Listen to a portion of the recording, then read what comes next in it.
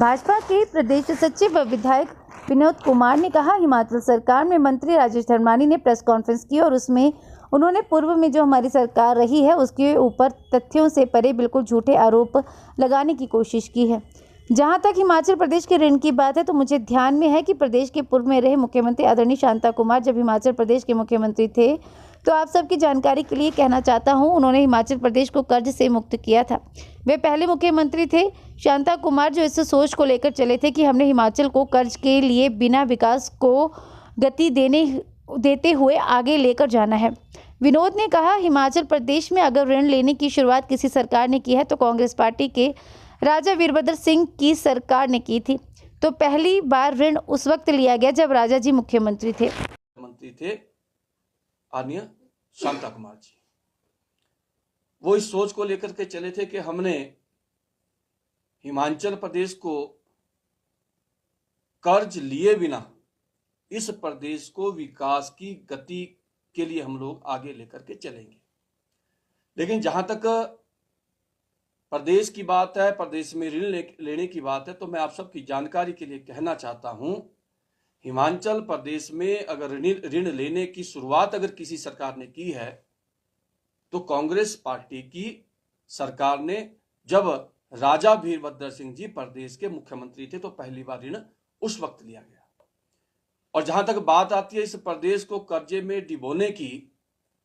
तो आप पुराने सारे आंकड़ों को निकाल करके देख सकते हो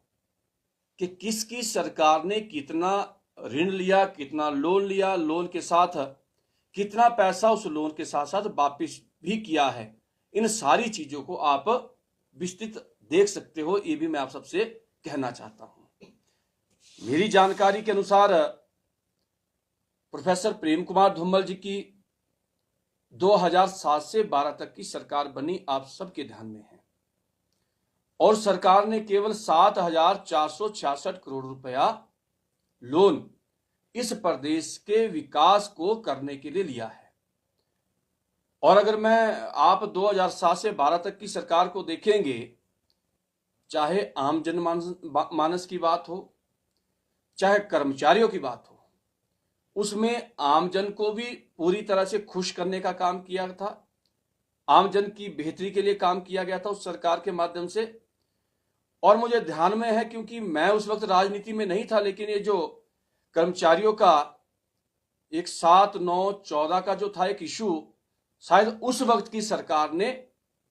उसको करने का काम किया था, जो मेरे ध्यान में है। और जो कर्मचारियों की जो सैलरी सीधे एक गुना से 2 गुना हुई थी, डबल हुई थी, तो वो काम अगर करने का काम किया था तो प्रोफेसर साहब की उस सरकार ने करने का काम किया था। उसके बाद चुनाव हुआ 2012 में, किन्हीं कारणों से हमारी सरकार नहीं बन पाई। 2012 से 17 तक कांग्रेस पार्टी की सरकार राजा वीरभद्र सिंह जी के नेतृत्व में प्रदेश में चली, और उस सरकार ने भी, जो मेरे ध्यान में है, 22,947 करोड़ रुपए का ऋण प्रदेश के विकास कार्य के लिए उस सरकार के माध्यम से लिया गया। और कुल मिलाकर के इन 5 वर्षों के कार्यकाल में 2017 तक की मैं बात करूं तो इस प्रदेश के ऊपर 47,966 करोड़ रुपए का ऋण हिमाचल प्रदेश में कांग्रेस पार्टी की वीरभद्र सिंह जी की सरकार छोड़ करके गई थी। 17 में चुनाव हुआ, भारतीय जनता पार्टी की सरकार प्रदेश में बनी, आर्य जयराम ठाकुर जी प्रदेश के मुख्यमंत्री बने। और जब जयराम ठाकुर जी प्रदेश के मुख्यमंत्री बने तो आप सबके ध्यान में है कि देश में कोरोना जैसी भयंकर महामारी, प्रदेश में नहीं बल्कि पूरे देश भर में, इस कोरोना जैसी महामारी ने इस प्रदेश के विकास की गति को रोकने का काम किया। फर्स्ट फेज में आई, एक बार इससे हमें लगा कि राहत पा ली गई,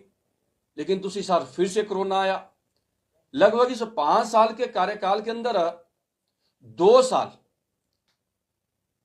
जयराम ठाकुर जी की सरकार में 2 बार कोरोना हुआ। 2 साल हमारे इस कोरोना ने खराब किए। लेकिन सबसे बड़ी बात है कि 2 साल इस देश के अंदर, इस प्रदेश के अंदर कोरोना का प्रकोप रहता है और उसके बावजूद भी इस प्रदेश में विकास के काम ना रुके, उन विकास के कामों को कैसे गति दी जाए। मैं समझता हूं कि उस कोरोना के दौर के अंदर इस विकास के कामों की गति ना रुके, वो गति निरंतर चलती रहे, तो सबसे बेहतरीन प्रबंधन व्यवस्था और अपने लोगों को लेकर के, अपने लोगों का फ्री ट्रीटमेंट किस तरीके से हो, इलाज किस तरीके से हो, वो अगर काम करने का काम किया है तो सिर्फ और सिर्फ जयराम ठाकुर जी की सरकार ने किया है। और उन 5 वर्षों में लगभग 19,000 करोड़ रुपए का ऋण आदरणीय जयराम ठाकुर जी की सरकार ने लिया है, ये भी मैं आपको कहना चाहता हूं। और मैं कई बार देखता हूं, कई बार सोचता हूं इन बातों को लेकर के। अब स्वाभाविक है, सरकार किसी की भी है, हमारी है, इनकी है, और जब सरकार बनती है तो सरकार का काम रहता है कि हम नए नए ऐसे विकास के काम करें जिन कामों को लेकर के प्रदेश की जनता को भी वो नए काम दिखे, हमारे देश के चौथे स्तंभ को भी वो काम दिखे। और स्वाभाविक है, जब बाहर से पर्यटक आते हैं उनको भी लगे कि इस प्रदेश में कुछ नया हो रहा है। तो मैं कहना चाहता हूं, ये सारी चीजों को लेकर के 5 साल का कार्यकाल जयराम ठाकुर जी का था, 2 साल कोरोना में चले गए, केवल 3 वर्ष ही हमें काम करने को मिले। लेकिन उसके बावजूद भी इस प्रदेश में विकास की गति को कैसे आगे ले जाया जाए।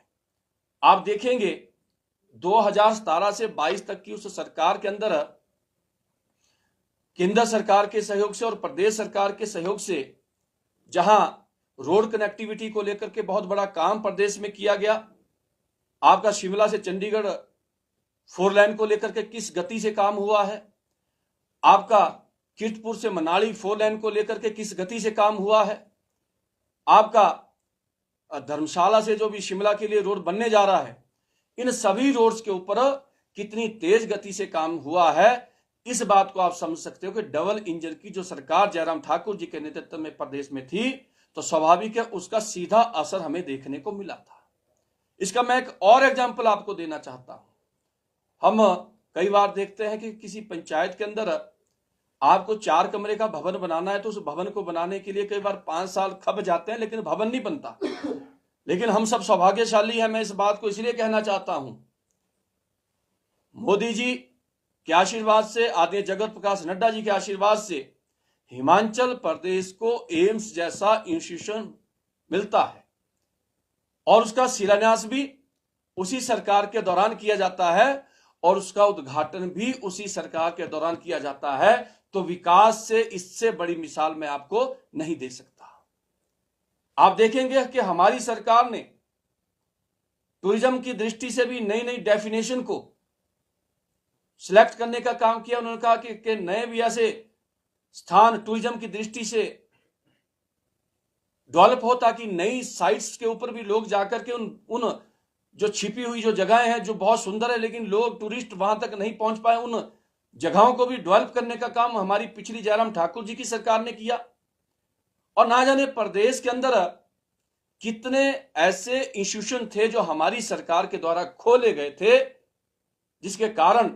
प्रदेश में विकास को एक नए पंख लगे थे। इस बात को भी मैं कहना चाहता हूं। लेकिन